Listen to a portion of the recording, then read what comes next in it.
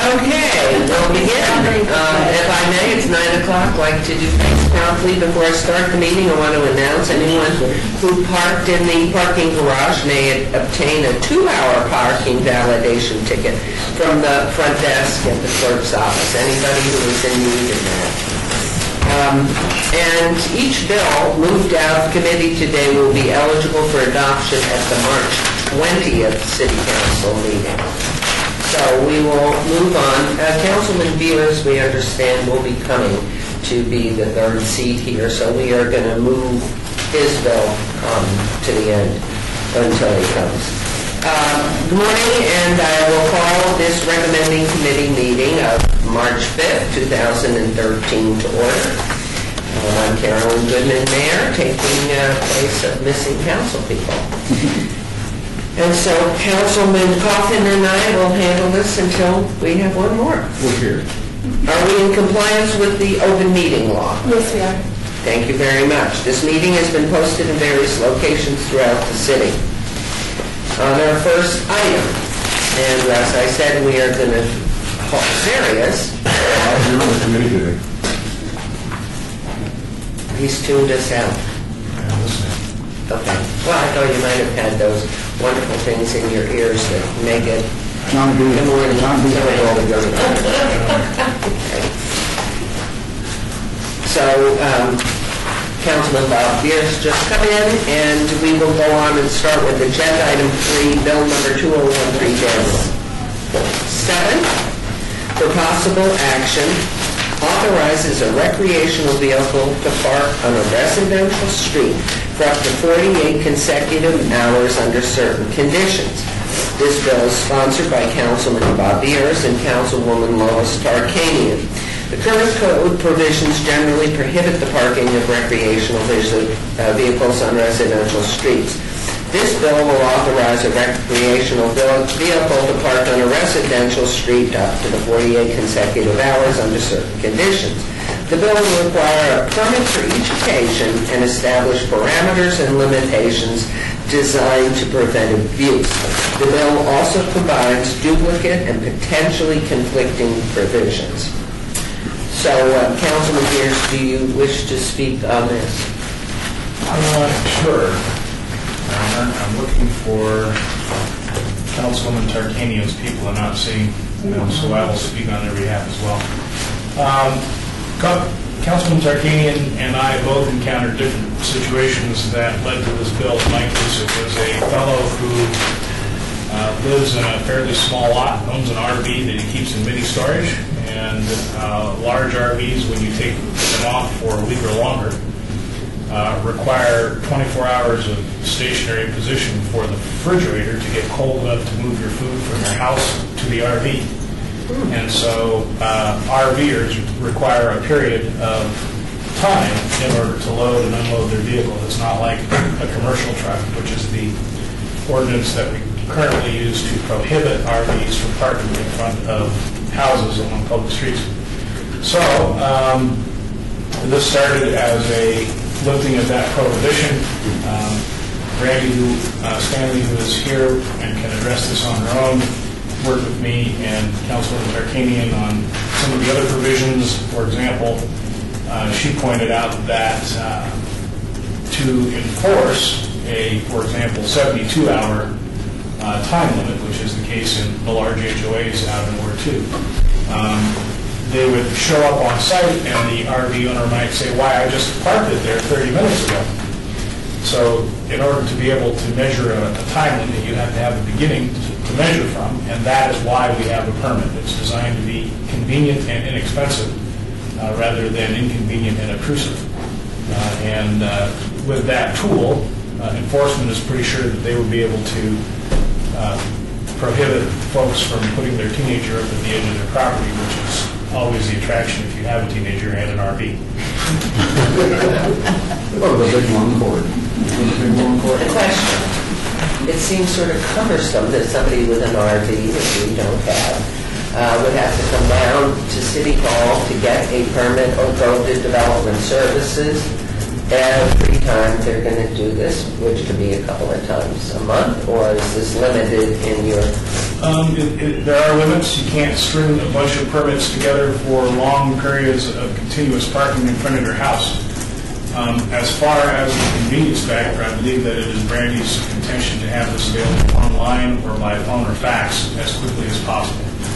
We do want to make this convenient and understand that it is the suburban resident that we're addressing here, typically in wards 2 and 4, because that's the land of master plan communities, small lots, and RVs go in the off-site storage location. And is there a possibility through motor vehicles, for the city-owned motor vehicles, that they will be notified that this, in fact, is going to perhaps take place? How do we notify me, who's never even thought about getting a permit and doesn't have a computer or care to look?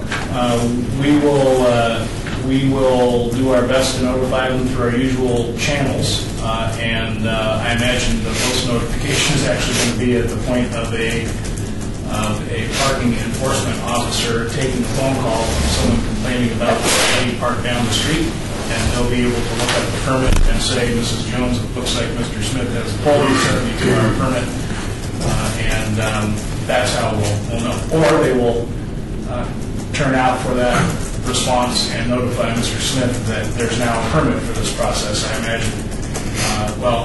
According to my constituent, he's received 2 such tickets for parking his RV in front of his house. In both cases, our meeting court dismissed it once he brought down his manual for the RV showing how he has the 24-hour chill-down period for his refrigerator. Being the devil's advocate on this, is it the responsibility of the homeowners association to keep marshaling the neighborhoods of these wards, 1, and 2, will there be a visible permit dated that is to be placed in the front window, the side window, or something, and not the responsibility of the city to have to go out and hire more people to go out and circle around neighborhoods, or not? Randy?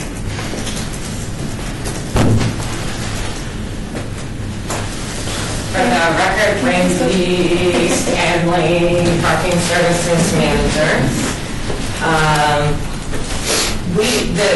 The enforcement group has never, ever gone out looking for RVs. We basically enforce RV ordinances on a complaint basis.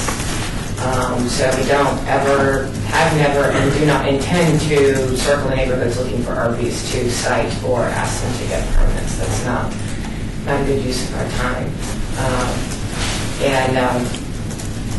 The online permits would be printed out from a home computer, and you would be able to display them. They would show the start time and the end time, along with the vehicle license plate number, and again, you can, and the address, and you can get that at home printed on your computer. The reason we did that is because we're only open Monday through Thursday, so we anticipated that most of the people wanting a permit would not want to come downtown, number 1, and would need it during times we're not open. Are there any does staff have any comments? And if not, does anybody wish to comment on it? I have a question. Please, Councilman. Okay, and it may be not your intent, Bob. Was there a combination? It indicates that combines and conflicting provisions. So are we doing a little cleanup in other areas with this bill? And things that are not related to RVs? I see Section E, Section 1, sub 70. And is there any language, any other thing besides RVs that we're worried about? Councilman? Yeah. Mayor, if I could respond.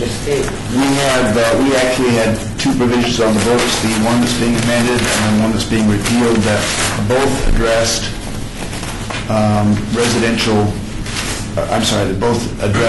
recreational vehicles and commercial vehicles. They were similar but not exactly the same. Citations were being issued under both. We decided that it was best, in order to avoid the conflict, to repeal one and retain in the one we're keeping the provisions that we need. So What we have now is a section that addresses both the commercial and the recreational vehicles in the same way that both of them did before. Okay. So then, now, what about in non-HOA communities? I know it's envisioned that these are places we don't have these set of town, thank goodness. But how does it affect them?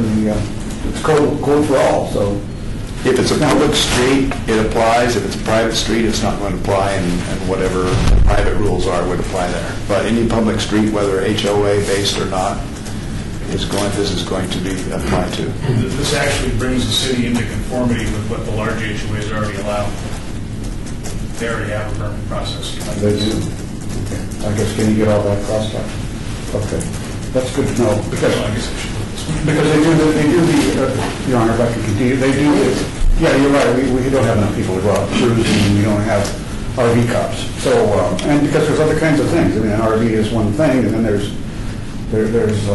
motorhomes that are not necessarily RVs. Well, there's boat things, there's all kinds of vehicles. So, will they all be covered in some way or another through this ordinance change? And that's one of the things that we looked at. We actually established a definition of an RV, recreational vehicle, for the purposes of this section, because the previous definition also included like a jet ski or, an ATV, which obviously we don't want to apply to the permit process. So basically what we did was we took all of the vehicles that would traditionally be used as an RV, like a pop-up camper or an RV that doesn't have a motor, but has an arm that goes into the back of a pickup truck.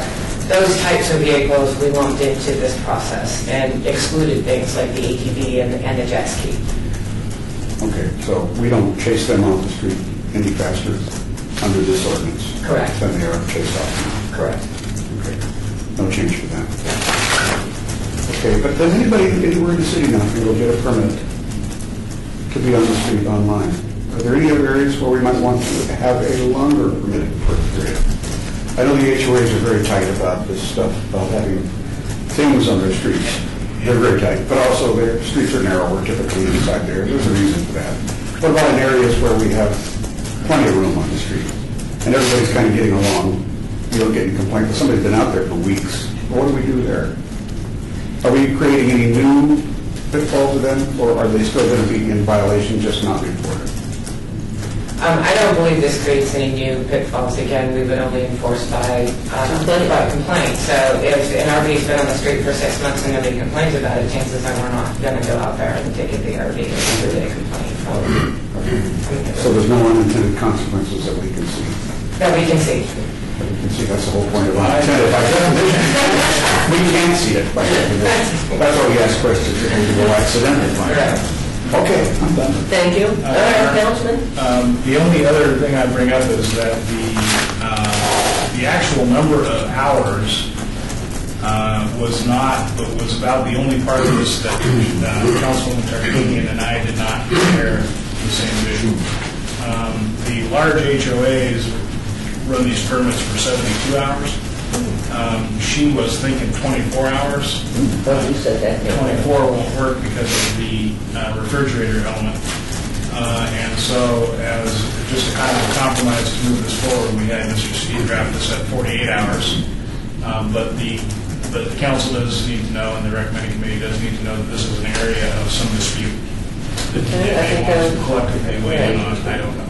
I think it would be wise to make conversation about it at that time. And I was expecting some of Councilwoman Tarkanian's people to be here to have that conversation.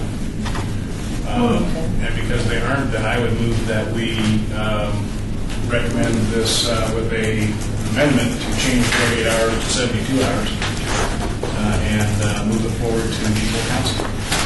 Okay, there's a motion. Recommendation. Okay, there's a motion. Please vote. Aye. So this will move forward to the March 20th City Council. With the amendment and that discussion. A question after the discussion, just want to make sure. On the power cords that might typically be used, is there a hang-up on those with the HOAs?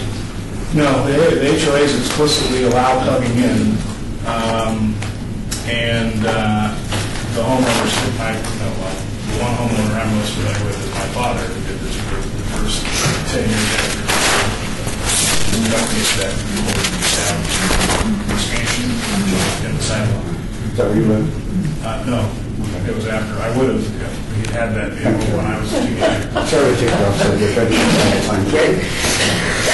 Okay, we will now move on to agenda item 5, and this is bill number 2013-9 for possible action authorizes the city to treat licensing violations under LVMC Title VI, civil violations subject to a civil penalty, rather than proceeding by means of a misdemeanor prosecution, and establishes procedures for the processing and disposition of notices of violation. This is proposed by our Director of Planning, Glenn Fagg. The purpose and background, as I just read that piece, the bill will establish procedures for the processing and disposition of notices of violation, which include the opportunity to appear before a hearing officer regarding such notices of violation. This process has been used successfully regarding parking violations and more recently for some kinds of animal control violations. So, first of all, since you are proposing this, Mr. Fly, would you care to come up and make some comments, please?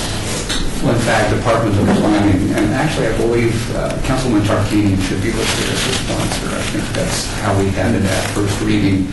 Just wanted to make that correction on the record. With that, I will turn it over to Ms. Duddleston, who will make a presentation on the proposed ordinance. Good morning. Good morning. Thank you, Your Honor. For the record, Karen Duddleston, Business Licensing Manager. This is a proposal that we first spoke to the council about in September when we discussed privilege licenses as well as regular licenses, and the process to get those licenses and then the processes to manage those licenses once they're issued. And this specifically addresses managing those licenses once they're issued. Right now, when there's violation of your code, there's very limited options for what we can do with a business that is not complying with your rules and regulations. We can issue them a notice of violation and try to work with them, which we do, to comply with those regulations, or we can issue a citation and try to get them into court. Those are very, very long processes, and we have limited success.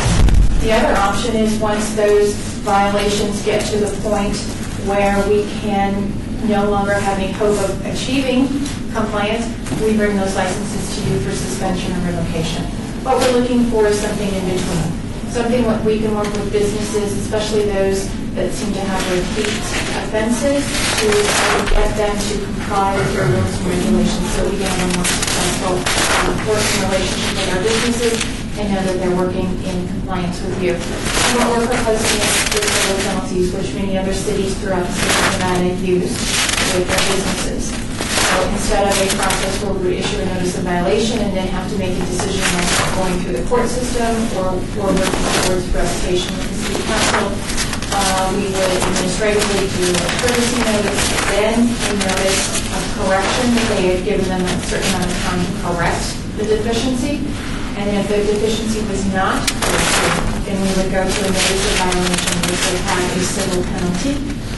First offense is $250. Subsequent offenses are $500. The business could then appeal that if they chose. They would have a choice to pay the penalty or to appeal that to a hearing officer, similar to what you would do with a parking ticket, and it would be heard before a hearing officer.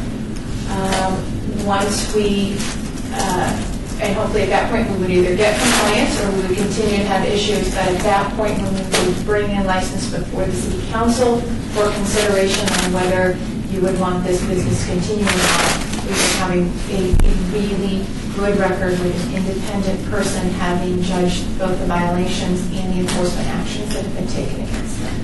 Two questions. One was the preponderance of types of violations. Is there one that you're finding more of this type of violation than another type? Yes. Doing business without a license, we have absolutely no tools to deal with doing business without a license. Huh? We can't bring them before you to revoke a license because they don't have one. We have mobile car washes operating. We have businesses that have licenses. It's probably when I go out and talk to the public, the biggest question I get repeatedly is, what are you going to do about my competition that doesn't have to follow the rules and doesn't have to pay the license fees? So we would use this and give a violation for doing business without a license, advertising a business without a license.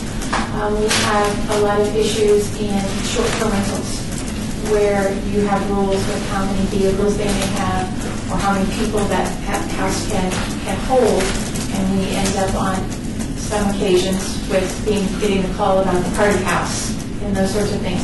We would do civil violations for those.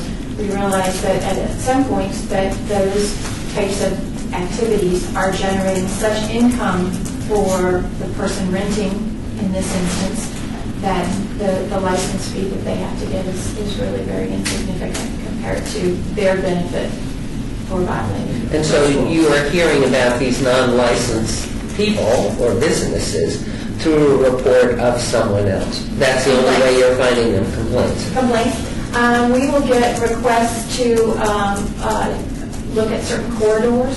We have also this year started a new program in licensing that we're calling ward sweeps, where we actually concentrate in each ward at a time. We're actually going from street to street to check licenses. A lot of times people open up, they get their state business license, and they don't even realize that they need a local business license.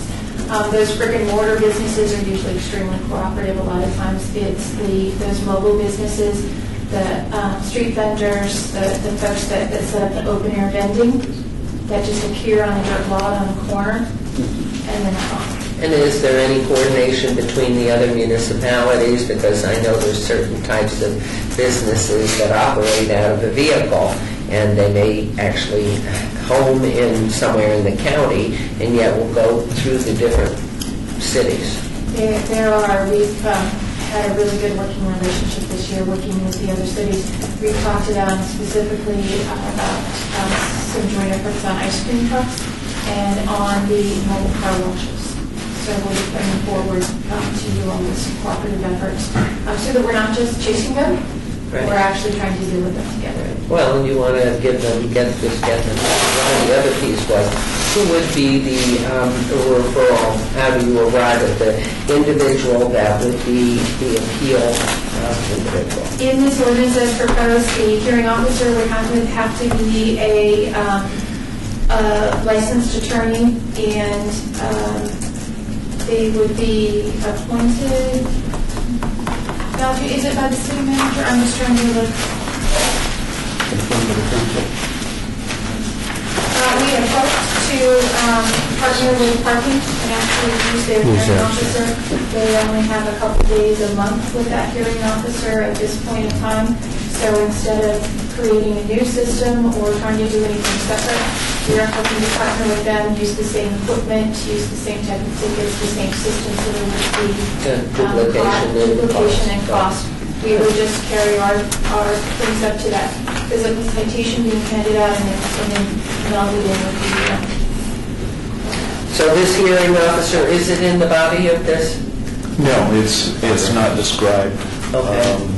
How the council retains a hearing officer typically is either a bid or it could be done as an employee, but in the past I think it's been done as a bid.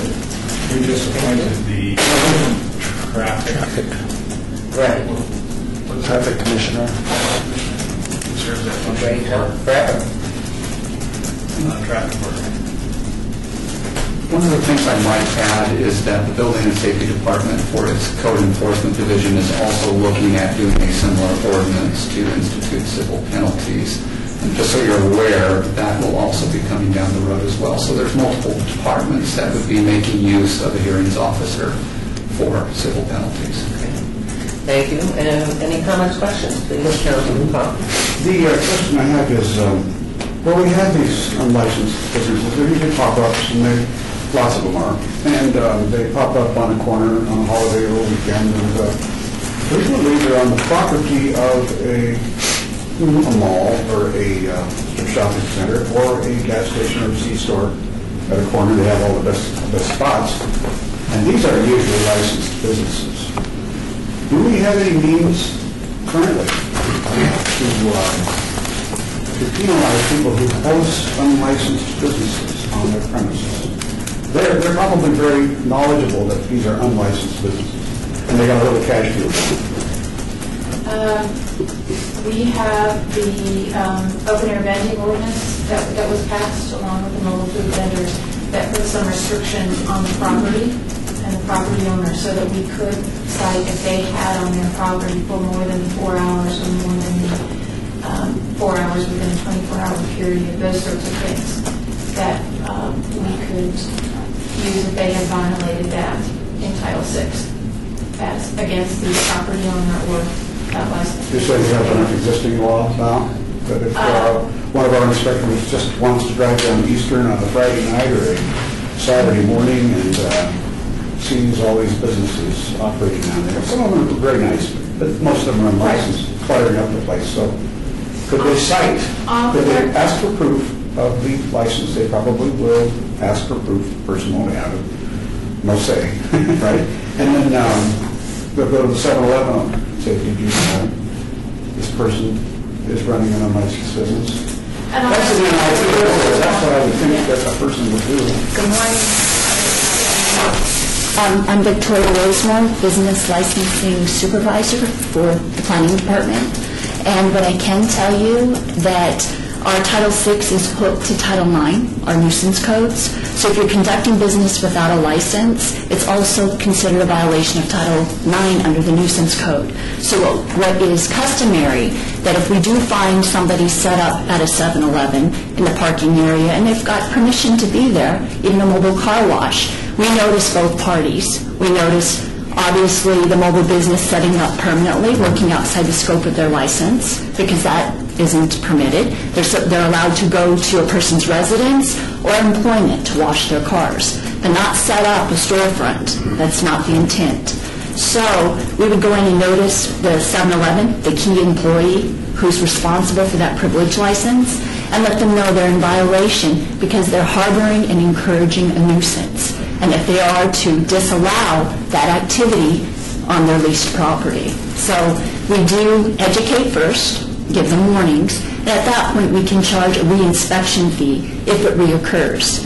In addition to, we're asking for these civil penalties because there's many times that a criminal citation isn't appropriate. For instance, if they're violating a condition on a license, let's say we have a privilege license, all right, an establishment that has alcohol, but they don't have adequate security.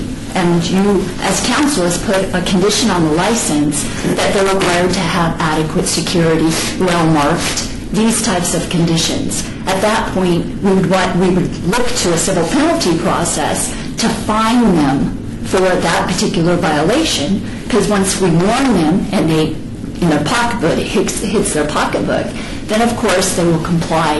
That's the norm. So this process is actually just to encourage compliance.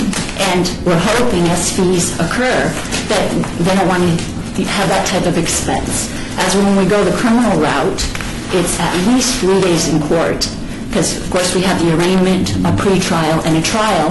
And on an average, our cases are continued and growing up to 8 months. That's the average, 8 months in court. And so we're taking time out of taxpayers to pay us to be there, on top of that business owner's expense of lost time to get to court. So this seemed to be a better route. Again, it's brand new. We're hoping it's going to be our magic bullet, as Val calls it. We'll see. But we do need change. This is a positive change. And as our director has pointed out, there's many other departments looking to go in this direction. So, Through the follow-up on this, then Victoria, that's a good answer. Okay. In fact, it tells us the whole purpose of the bill. Okay. And the thing is, can we, have we thought about creating a license category for an established license, a business that would allow them to entertain these kind of businesses on their premises? License it, charge a fee for it, and therefore they would be allowed to do that kind of thing. When it's shaking. Yes, we already have that in place. We do have that? Yes. So through ignorance sometimes, and just greed, people just want the money and don't even think about the fact they could have a license to do this very thing. That is, 7-Eleven owner could permit somebody. With a temporary commercial permit to take up space. Okay. Open air vending. Open air vending. Yes. Does anybody, Councilman Mears, any comment, question? Anybody wishing to be heard on this? Have a motion? I move for approval. And David, please. Aye. Okay, this also has been held, will be eligible for adoption to March 20th. City Council will move on now to agenda item 6, citizen participation. We skipped item number 4. How did I do that in my agreement? You're absolutely right. There's a little sticky here, just so I wouldn't do that. Very good. Bill number 2013-8 for possible action updates LVMC Chapter 4.12 regarding the payment of claims and demands to conform to changes in process and technology. This is proposed by Candace Falzer, Director of Finance. Purpose of the bill will be to update and conform code revisions to changes in process and technology. This update is part of a project designed to identify and update obsolete and duplicative code provisions. And so I don't see Ms. Falter here. So, In the absence of Ms. Faldo, let me do my best at it. As part of the mayor's desire to have us eliminate code provisions that don't make sense anymore, that duplicate each other, we send out to various departments chapters that pertain to their operations, and we got back from finance the notion that we should update this chapter that talks about how they pay claims and demands. It hadn't been updated for many years. We asked them to suggest language that would be consistent with their current practices, and this is what they gave us. It doesn't do a lot other than, like I say, update what they actually do, change some terminology, and recommend approval. great. I mean, and the technology piece. Any questions, comments? A little tear to my eye, Mayor, as I see the passage of the mechanical signature stamp into the annals of history. It is a moment that deserves a moment of silence? Yes.